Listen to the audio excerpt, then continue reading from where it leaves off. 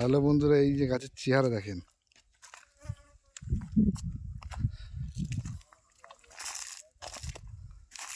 আমরা আজকে খ্যাত দেখতে এসেছি।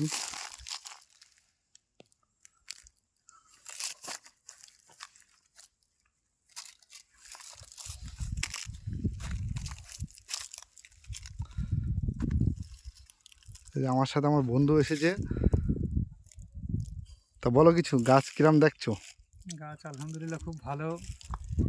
আমরা এই যে বোলপুর এসেছি, আমাদের ওখানে দিয়ে এত বেগুন চাষ হয়, কিন্তু এরকম গাছ এরকম ফলন দেখিনি। এক একটা গাছ পিছু যে এত পরিমাণে ফলন, আমরা ইউটিউবে দেখি যে ভিডিও এত দেখায় অত দেখায়, কিন্তু বাস্তবে যে দেশি জাত এত সুন্দর ধরে। হচ্ছে দেশি ভ্যারাইটি, কিন্তু হ্যাঁ, দেশি কোনো ভ্যারাইটি। হাইব্রিড ভ্যারাইটি নাই। এখন যেরকম আর এখন যেরকম ভাইরাসের চাপ, সে ভাইরাস নেই বললেই চলে। পুরো প্লট।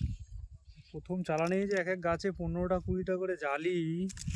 আর ভিয়েনার 200 বার, কিন্তু গরমের সময় কি হবে, বেগুন শক্ত হয়ে যাবে। এই খেতেই আছে এই খেতে 2-4টে আছে, এই দেখেন। আর গরমের সময় এর কালার দেখেন, বেগুনের এই রকমই কালার থাকবে।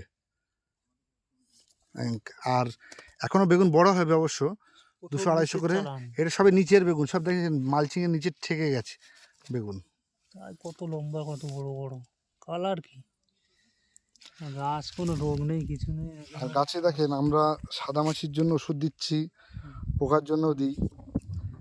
তা মোটামুটি পোকা সব কন্ট্রোলে আছে, সাদামাছিও নেই। আর সবচেয়ে বড় কথা, ভাইরাসটা মোটামুটি কন্ট্রোলে আছে। মানে 100% বলবো না যে কন্ট্রোলে আছে, কিন্তু যা কন্ট্রোলে আছে 95% ভাইরাস কন্ট্রোল আছে। এবার 2-1টা গাছে ভাইরাস লাগবেই, ভাইরাস জিনিস কেউ আটকাতে পারবে না। মানে প্রত্যেকটা গাছে, মানে বেগুন না নিচে নামলে বুঝতে পারবেন না। ভিতরে ভিতরে সব দেখেন জালি